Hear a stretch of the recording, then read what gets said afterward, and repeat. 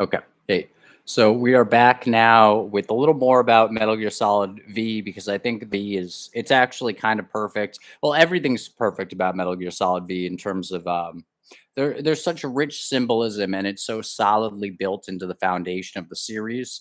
I talked in the Metal Gear Solid spoilers video about how Big Boss is essentially supposed to be Satan. He comes down in a halo jump sent down by Major Zero, as in Zero, like the Alpha. And he goes to meet Eva in the garden after his meeting with Adam was interrupted or something. And what did the serpent in the garden? Serpent in the garden was if he was associated with Lucifer, then he would have been cast out of heaven by the Alpha and the Omega, right? But he would have been cast down, and then here he was in a serpent form, perhaps talking to Eve, and he did not talk to Adam. Now I don't know if his meeting with Adam would have been canceled, but like it was in Metal Gear Solid 3. But Eva, and of course Naked Snake. So his code name is actually Snake, like the serpent. And that game famously is taking place in the jungle. And actually, it's kind of the first game.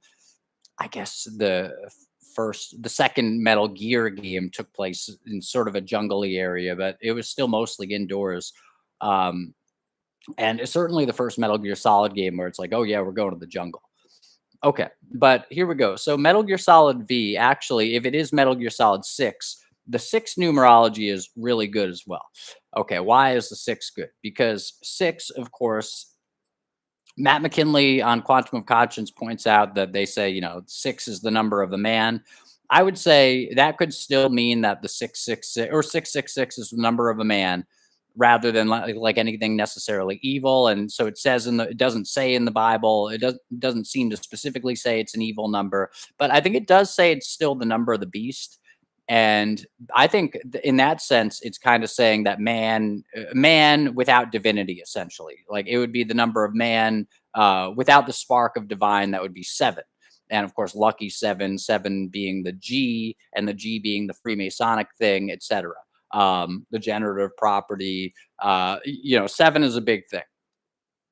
And so, how perfect is it that it's Metal Gear Solid 6, in which you, through the guise of V, are building Big Boss's kingdom here on Earth, basically. So Big Boss representing Satan, and by the way, he has a horn that grows bigger as you do more evil in this game. Just further stuff. I mean, look at that. Does that not look satanic? Basically, this is the game where you're not doing a mission, like you're not doing the meeting Eva in the garden or Eve. You are not. Peace Walker, I suppose, was about building your army. And that might be, Peace Walker as in the man of peace, as in sort of an antichrist thing. Although I think Big Boss does represent Satan. So representing the antichrist, I think would be slightly like kind of doubling his character. I'd say Snake is probably the antichrist. However, in any case, it's such a perfect number for the final game in the Metal Gear Solid series because it's Metal Gear Solid 6, as in this is kind of the extent, and whether Peace Walker's 5, so that would be sort of the pentagram, so it kind of makes sense that that would be, the building of some perfect army or some perfection. But basically the building of Satan building his army, and so it's 5. It's like, like all the pentagram stars on the US flag, all the pentagram stars all over the place, 5-pointed stars. Why is it always 5-pointed? Oh, that's just normal star. Is that well? Is it just the star that you've seen all your life, primarily? In any case, 6, whatever Peace Walker is, and I also haven't finished that game. I've only played a tiny bit of it. But Metal Gear Solid 6 here, or Metal Gear Solid V, it's sort of like the Dominion finally becoming whole. Like basically, Otacom's father's sort of brought in. The army gets stronger. By the way, everyone you go around and everyone on the base like salutes you and they're calling you boss and they like thank you for hurting them, which is sort of satanic. It's if Satan in Job is patrolling the earth and and he's also like essentially like doing bad things to Job. It seems like Satan in the Bible may be presented as perhaps indeed a tempter as he tempts Jesus. And then if you consider the serpent Satan and perhaps Lucifer or not, I know there are people who differentiate Satan and Lucifer, but if you consider the serpent Satan, then basically that would be a temptation as well. But then in the Job context, it's like he's a tester. He patrols the earth, and the word I think was, God says, where have you been, Satan, right at the beginning, and he says, oh, I've been patrolling the earth to and fro. Um, Patrolling is a terrifying word, and it's like a police thing. And so Satan, essentially, I think some might look at Satan, or you could see it as like essentially the force that like you open yourself to perhaps through sin, and that will like punish you for it. He's patrolling the earth. Satan goes around like a hungry lion, as they say in the New Testament, devouring whoever he might or whomever he might. It might be. It is. In any case, it might be. Perfect that this is six, because six basically it represents the height of man or the height of a beast, but not the height of divinity that man could reach with what St. Paul refers to as, does he say illuminated bodies? In any case, St. Paul has some interesting stuff where he talks about like people's illuminated bodies, like their light bodies, basically. And I think that's something that a lot of people, even sort of deeply devoted Christians, really kind of don't think about very much. It's like, oh, but he spends a decent amount of time in Corinthians talking about light bodies and stuff. Like, oh, isn't that interesting? But people don't really talk about it. In like even like people like there's a guy who talks about doing exorcisms and stuff, and he's a Protestant guy, Chris Valentino or whatever. Anyway, he is like he doesn't seem I watched some of his stuff anyway, and I don't think I heard him talk about the light body, and like he's sort of talking about the, fighting demonic forces, like the state of your soul and stuff, and yet he's not talking about what St. Paul talked about, illustrated as like sort of the structure of your soul. So that's interesting. But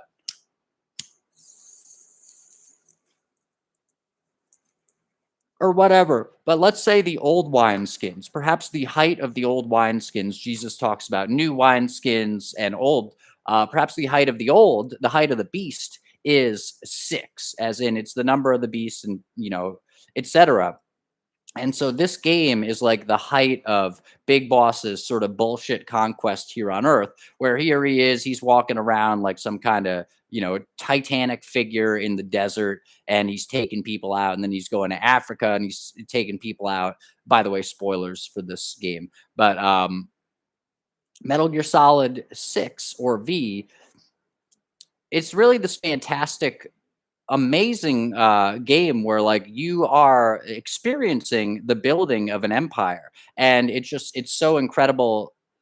It's such incredible symbolic stuff because you are building this evil dark empire, and you see I thought say Satan, basically you well stand in for him because it's V, but you see V sitting on the helicopter, and you can just like kind of sit there and watch him, and he'll just be in this like red light sometimes, like bathed in this horrid red light, and it's actually like kind of terrifying. And so, like, this looks like kind of a scary image. And Metal Gear Solid, people don't think of it as like a horror series. Well, I'm not saying that it is, although this game does have like some spooky guys in it, the skulls or whatever. But not to mention the like main bad guy whom you go on that ride with, and that's a pretty cool fucking scene. And he like gives you that monologue. That's one of my favorite MGS scenes, at least. And I really like this game. But yeah, it's perfect that it's not five, but it is six, because six just has such a satanic ring to it anyway. But it's kind of like, yeah, well, they would end the series not on seven, but on six, and it's eight with the first two games, but and apparently eight is the number of Jesus, which is interesting, or I've heard that it is. I'm not sure how that makes sense, or like where anyone would have extrapolated that from, but in any case, it's definitely, I don't know. It's such an interesting series, and there's so much fascinating stuff about Big Boss in particular. I thought like Snake was my favorite character for a long time. I thought like, oh, Big Boss, he's just sort of like kind of a blander snake or something. But think about how naive Big Boss is at the beginning of Metal Gear Solid 3. Like he's basically like going into the world with like like no sense of like any kind of almost any kind of danger. He's like, why would the government ever hurt anybody? Like what the government's lying ever? No, that can't be. And like but you know, like and then there's all the symbolic stuff about the boss. So he becomes Big Boss, but the boss is of course the woman whom he trained with and who basically taught him what he knew. And so what does she represent? Like I guess she kind of represents well she definitely represents the devouring mother in the same way that the Sophia Lamb character in BioShock 2 is sort of like the foil of the Ayn already sort of feminine because it's like Ayn Rand, but the Andrew Ryan from BioShock 1, he's the dominating masculine figure, the cruel father, and Sophia Lamb is the devouring mother, and the devouring mother as well as the boss. And so, of course, Big Boss to become essentially Snake, actually Naked Snake and John to become Big Boss, he must defeat the mother figure, the devouring mother figure. And what does she do? She emasculates him. How? During the battle, she actually like literally disequips and dismantles the guns that he has, and you have to like or at least she takes them puts them on the ground and you have to then pick them up or like suppressors might come off or something, but it's like she literally takes your guns away. It's like she's in a Hero with a Thousand Faces kind of way. She's literally cutting off your penis, right? Or literally metaphorically doing so. And then you have to and then she's lying down like the mother, and I think they focus on the like the mother giving birth to the classic imagery of that. Apparently I think apparently that's like actually not the way that naturally birth would be given. And if you're standing, it's actually like super like a lot easier or something similar to like how you sit on a toilet and you go to the bathroom and it's like apparently not the best angle. I mean, going number 2 for a guy because I stand when I pee. You know, I don't sit.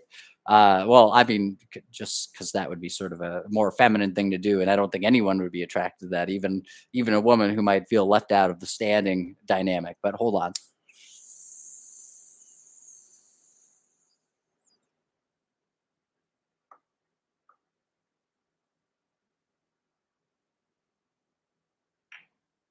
So yeah, uh, it's so cool how you know to become Big Boss, to become literally to become Big Boss, he must defeat the boss. And who's the boss? The mother.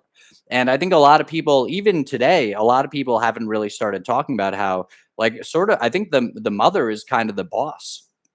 Um, and if you're going to be dominated by somebody these days, at least, it's not going to be your father. He might tell you what to do, or he might like, hopefully he wouldn't, but he might like hit you or something. But if you're going to be like mentally dominated and emasculated, it's by the mother. And so Snake defeating the boss in MGS3 it's just sort of beautiful. It's kind of like he has to, in the Joseph Campbellian sense, defeat the devouring mother. And so that's like definitely his origin story. I wish I could say more for Peace Walker, but then it's kind of cool actually because this game also represents Big Boss leaving. It doesn't just represent Big Boss's army being created. Given that literally the character is not there anymore, it is I got one viewer and then it went away, or he or she went away, probably he.